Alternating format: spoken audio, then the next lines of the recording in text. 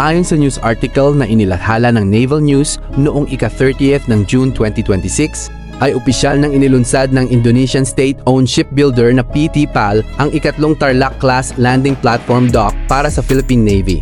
Ang bagong barko na may pennant number LD603 ay ang unang upgraded version ng Tarlac-class mula sa follow-on contract na nilagdaan noong 2022.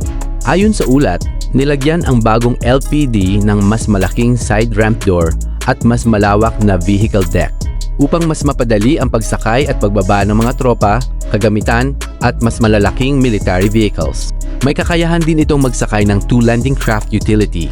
Sa kasalukuyan, sasailalim pa ang barko sa outfitting, harbor acceptance tests at sea acceptance tests bago ito opisyal na i-deliver sa Philippine Navy sa loob ng taong ito. Ayon kay Philippine Navy Flag Officer in Command Vice Admiral Jose Maria Ambrosio Quiachon, malaking tulong ang bagong LPD sa troop transport, logistics, amphibious operations, humanitarian assistance and disaster response o HADR at tower projection. Wala pa rin anyang pinal na desisyon kung anong sensors at weapon systems ang ikakabit sa barko.